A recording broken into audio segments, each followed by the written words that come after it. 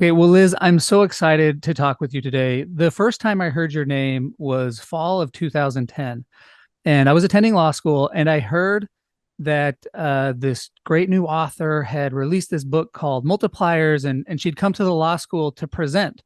And I know you've spoken at Stanford so many times, and you've given so many speeches. I don't know if you remember that one specifically in the fall of 2010. I do. Um, yeah, so it's cool for me because uh, that book goes on to become a New York Times bestseller. You then have two more books that become Wall Street Journal bestsellers, Rookie Smarts and Impact Players. So it's just been so fun for me to watch your kind of career progression and just see you keep kind of blowing up over and over again, both as an author and then as a speaker. Just a couple of weeks ago, we were at Stanford for a conference, and you were one of the keynote speakers there at that conference and did such a great job. But it's not just your success as an author and a speaker that's impressive. You've also consulted with the who's who of successful companies today: Apple, AT&T, Disney, Facebook, Google, Microsoft, Nike, Tesla, Salesforce, Twitter, on and on. And in 2019, you were named a top leadership thinker in the world by the National Center for Leadership and Management. You're a genuinely kind person. So this intro could go on and on. My wife and I still fondly remember you from the time you took us to the ballet over a decade ago.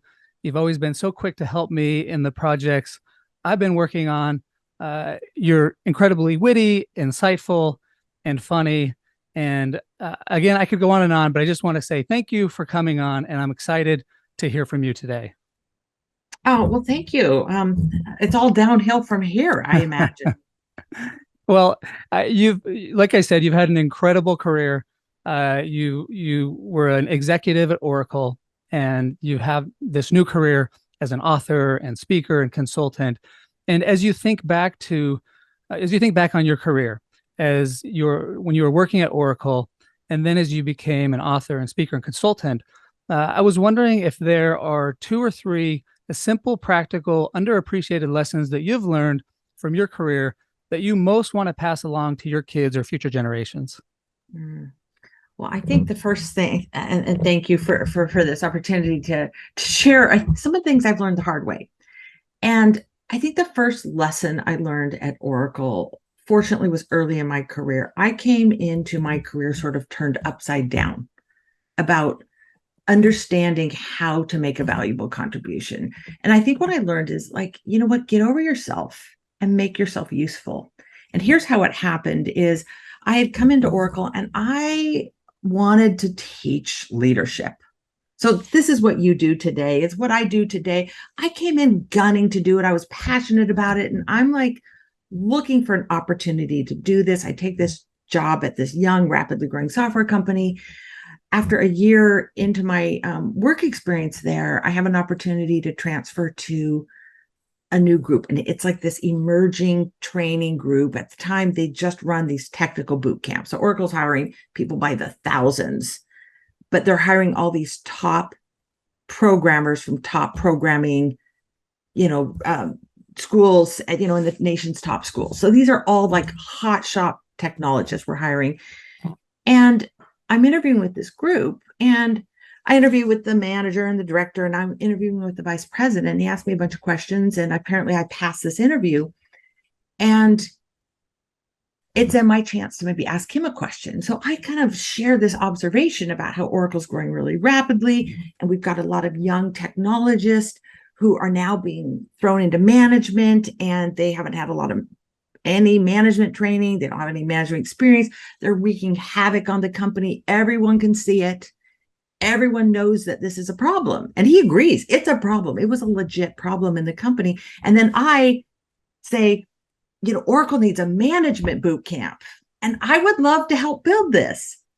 And I will never, ever forget his response, because he said, Liz, we think you're great.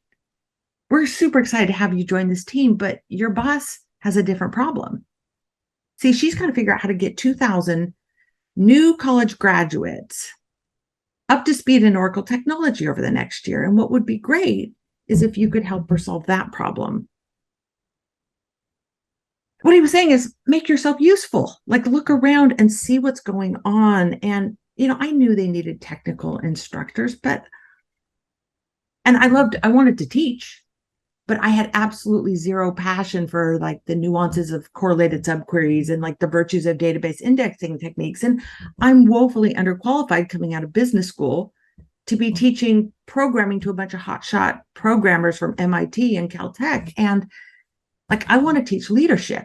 And you were an organizational behavior major, right? I mean, this is My jam. your This is my background. thing. And like, I want to teach leadership, and he wants me to teach programming to a bunch of nerds. And it's not the job I want at all. But I could tell it was the job that was needed. And I took his advice and I said, okay, you know what? If you need technology instructors, I'll do that. And so I had to like learn to think me like a programmer. And I remember, partnering up with this work colleague, she had a CS degree from Berkeley. And she's like, Liz, we got to teach you to think like a programmer, which actually is the foundation of the research I do today, is like learning how to isolate variables and change and test and gather data. And, it was a lot of late nights, but I became this programming instructor and a technical trainer, and surprisingly a pretty good one. And what happened after that was I didn't get pigeonholed and stuck doing that. It was like, okay, we got a bigger job for you. And now we want you to do this. And how about this? And it wasn't long before I'm now not just figuring out the agenda and then trying to get myself on it. I'm getting to help set the agenda. And it wasn't long before I got to say, what, we really need a management program. And I got to build that and build a team to do it. And I was able to do it with so much more like efficacy and power, because I had a reputation as someone who worked on what was important rather than my own pet passion. Yeah.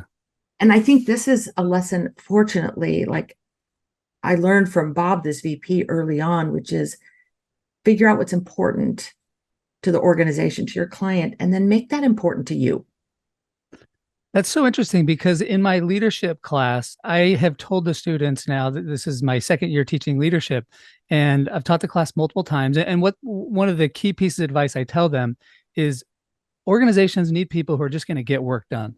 And you've just got to show up and get work done. But what I haven't added to that I'm going to moving forward is you need to get work done that the company wants to get done, or that the company needs to get done. It's not just enough for you to get the work done that you want to get done. And so I'm excited to add that extra caveat is, yes, you've got to get work done, but you need to be useful to the organization and get the work done that the organization needs. That was implied, of course, but just your framing, I think, is really helpful to make sure people make that connection. We've got to get the work done that needs to get done. Right. And it's about understanding what people around you are trying to get done and what's important. And it's operating with this sense of empathy for those that you serve and for the higher ups in the organization. Like, what are we trying to get done collectively, and how can I be of service to that? And, it's not about, hey, just be subordinate and subservient and do whatever people want done. It's that you build influence and power because you're creating real value inside of the organization. And, that kind of takes me to, I think, one of the second big lessons I learned is, sometimes you have to invite yourself into places where you're not invited. And, probably the most important piece of work I ever did for Oracle was not work that was given to me. It was work not only that I volunteered to do, it was work I kind of wedged myself in to do. I was now running Oracle University and running all the training for the company. And our big flagship leadership development program involved bringing our leaders together, teaching them the Oracle strategy, and teaching them some leadership skills and sending them out to implement that. And we kept getting feedback that the strategy was unclear. Well, the people who were presenting the strategy were the president of the company, the chief technology officer, but it's like the way they were presenting it was creating confusion rather than clarity. So we run program, we get that feedback, we kind of rearrange the slides in the PowerPoint deck. We run another program, we get very similar feedback. I'm now haranguing these executives like, guys, we've got to get this strategy much more clear, much more compelling. Like, we've got to take all of this like disparate thinking and boil it down to something really simple. And finally, they get the message and they agree to meet. They're going to get all of the heads of the product division. Now, Oracle's about a $25 billion company at this point. They're going to get them together in a room and iron this out. And I'm the one who kind of harangued them and caused this to happen. I'm feeling very successful that they've heard the feedback. They're doing something about it. I'm kind of like checking it off my to-do list. Like, okay, meeting happened. Let's get that clear. We'll be able to resume our program. And it was happening like the next week, let's say on Tuesday. I'm like, I should go to that meeting. Well, I'm not one of the product leaders for the company.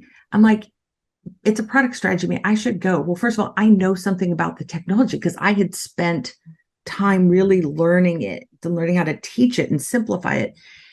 But, these are all executives that they're older than me. They're much higher in the organization than me. They're all male. I'm going to show up at that meeting. And so I just go uninvited and I sit down. I get early. I get there early. I sit down. It's an important meeting and it's going to be full of conflict and tension. They might not want an audience for that, but I go to the meeting and I take a seat. And as they all come in one by one, they're a little surprised that I'm there. But, I know all these guys. They kind of greet me. The president arrives. He looks kind of happy to see me there. And then this one executive, the head of the database division, he arrives and he's surprised and not pleasantly surprised that I'm there. And he was just like, and he was the most powerful product exec in the company. And he looked at me, he's like, Liz, what are you doing here? Like, you run training for this company. This is about product strategy.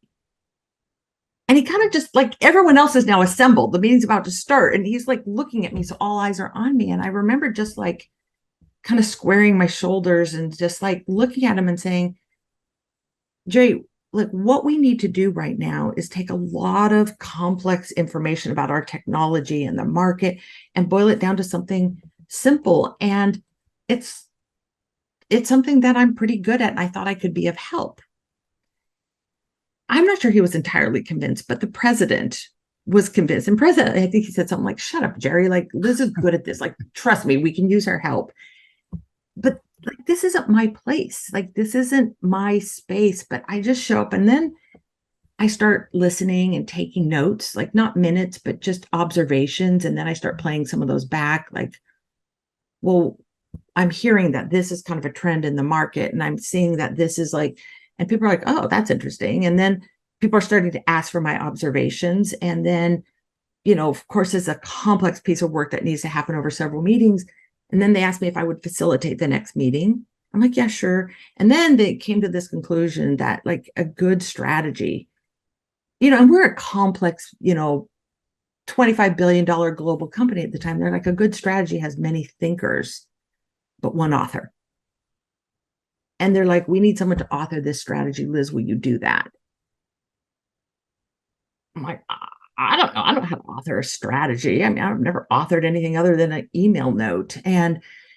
But they asked me to do this. And so I'm like, okay, I'll do that. And, I took all that thinking, pulled it together, boiled it down, like simplified it.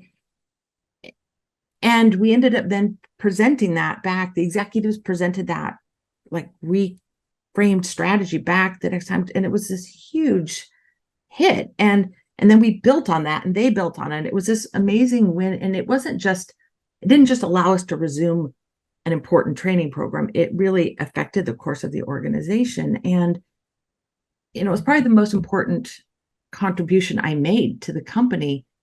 And it wasn't my job. And it wasn't my place. And nobody really asked me to do it. I kind of inserted myself. And I think one of the things I've learned is that sometimes you have to invite yourself to parties that you're not invited to. And it's not like, oh, gee, go like storm the board meeting. But you might need to suggest, hey, I can do this thing for you. I could help here. Like, I could be of value in this place, and maybe even hold your own a little bit as you do that. And I think I learned, just because, your presence wasn't planned doesn't mean it's not going to be welcomed. Like that might be where we do our most valuable work, but we have to be willing to invite ourselves into some Yes, place. such a great lesson. So in my leadership class, I talk about the proactive personality and the importance of being assertive. And there's a measurement tool that you can take and tell you how proactive you are. And I encourage the students, look, if you want to be a good employee and a good leader, sometimes you just have to be proactive and assertive. But this example now is one that I will tell my students, like, here's an example of how to be assertive and how to be proactive, and such a great lesson for my kids as well. Hopefully your parents believe in you, but beyond that, you got to believe in yourself. If you don't believe in yourself, it might be difficult to have other people believe in you. Kind of like nobody else is going to sell your product. You got to sell your product. You've got to be the one assertive. So such a cool lesson, Liz, and that experience at Oracle then leads you into transitioning to kind of this second career. And I would love to hear what you've learned from your next career as an author and speaker that you most want to pass along. Well, my work at Oracle was I held a position and in an organization, but now I'm out as a researcher, and then I write stuff. And then when you write stuff, they put your name on it, and then it goes out into the world. And one of the hard parts of that is learning to separate yourself from your work. Because I didn't realize this when I wrote my first book, and it was Multipliers. It went on to become this like New York Times bestseller. It didn't occur to me that someone might criticize it. And I just like wanted to put it out there, and I wanted to do a good job, but I hadn't really thought through like people are going to write reviews, and they're not going to be your best friends. Like initially maybe your best friends go out there and say, what a great book, you should read it. And it can be very easy to take that feedback harshly because like they're your thoughts, your words on a page. It's so personal. And one of the things I've learned to do is just separate myself from my work. Like this is me and this is my work. And if you like my work, it doesn't mean that you like me. It means you like my work. And you can dislike my work, but that doesn't mean you dislike me. And that was a hard lesson to learn. And I remember like the moment where that first came into clarity with me was I'm writing this book, Multipliers. I reach out to a former boss of mine, Carrie Patterson, who is an amazing thinker. He's the lead author in the Crucial Conversations, Crucial Confrontations, Influencer and Change Anything. I worked for him as a summer intern and learned some incredible things working for him. And so I reach out to him. I'm like, Carrie, I've done this research. I have this eye for this book, but I've got to put like a book proposal together. Can you help me think about this? He's like, Liz, this is such a great idea. I'm so mad that it wasn't my idea. And so he's like wanting to help me, and he's kind of helping me think through that. And then I said, well, I'm starting the writing process. I'd love to have you take a look at it. He's like, I'd love to do that. So I send him off like our first couple chapters, and he instantly, 45 minutes later, he responds. And I remember very much what the email said. He's like, Liz, like, and Carrie is a very dear mentor to me. We have a close relationship. And I remember what he said. He's like, girl, have you done your homework? Like, he's like, this is well researched. He's like, most people like write books about thoughts they had in the bathroom about this topic. Girl, have you done your homework? And girl, can you write? And I'm like, oh my gosh, one of my heroes just said that to me. And I feel so good. And he tells me all the things that's, great about it. And he's like, okay, I don't have time for more detailed feedback, but hey, come out and see me. And like, let's block some time and like, let's go through this. He's 2 states away. I make an appointment with him. I fly out, and I'm going out there honestly because I want more details about like all the good stuff.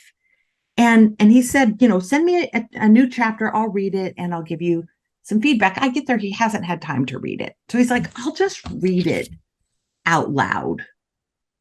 So he's reading what I have written out loud, which I'm already squirming with how uncomfortable this is. And he's like reading stuff and going, oh, that's terrible. And then he's like, ugh. And then he's like reading something else. Well, I'm not even sure I agree with that. Like, I'm like, that's not necessarily thought through. And he's picking it apart. And this goes on for 2 hours as he's reading through this and like ripping it to shreds. And we get to the end of it, and he's kind of like very into this. And I think he pulls up and he looks at me like wanting to know, like, has his feedback been helpful? I was like, Carrie, I'm like, that was the most painful 2 hours, I think, of my professional life. I'm like, that was absolutely miserable. And I think I might have said, and I'm sure I did say, I'm like, Carrie, the only thing that would have made that less painful is if I had been standing on the table naked while you were doing that. I'm like, I felt so like exposed and ripped apart. And he just said, Liz, I'm giving you my harshest feedback because I think your work deserves it. It's good and it deserves it. And he says, and I think you can handle this. And I realized I had gone there like looking for an extra helping of praise. Yeah. And what he gave me was something very different. He was giving me information to help me improve my work. This had nothing to do with me and whether he thought I was a good writer or had something to say. He was acting in service to me. And it brought this into clarity, which is like, we can never make our work better if we cannot separate our work, which for me is like words on a page often, from our own like identity and sense of like worth and worthiness. Like, you can be worthy and you can do bad work. And you can have people help you turn bad work into good work. Yeah, I love that framing, because one of the lessons that Keisha and I try to teach our kids is it was this book called The Courage to Be Disliked that we read and really like. And so we teach the kids, you need to have the courage to be disliked by some people, and that's okay. And related to that is this idea of like, don't take your work or don't take feedback too personal. But what I really like about this framing is it helps kind of crystallize this idea for me. And yeah, you should have the courage to be disliked. That's important. But also, Carrie doesn't dislike you. You need to have the ability to separate yourself from your work. And I think that's a better way to think of it. You hear the advice, don't take it personal. Like, okay, well, yeah, that's kind of, it's much easier said than done. But by really trying to focus on, I can separate these two. I can separate myself from my work, and that will allow me to take the feedback that really allows me to improve. And, we don't have the counterfactual, Liz, to see what would have happened had you not taken Carrie's feedback or gotten that. But, there's a pretty good indication that whatever you're doing is working. You've got some incredibly successful books. You are requested to speak nonstop. You have way more opportunities to speak than you could possibly fulfill. I'm just so grateful that I could learn from you today. I don't know if you have any other kind of concluding thoughts or anything else you wanted to add before we wrap up. Well, there's kind of an additional piece on top of the separate yourself from the work is I've had to learn to like, don't give too much space in your head for outlier feedback.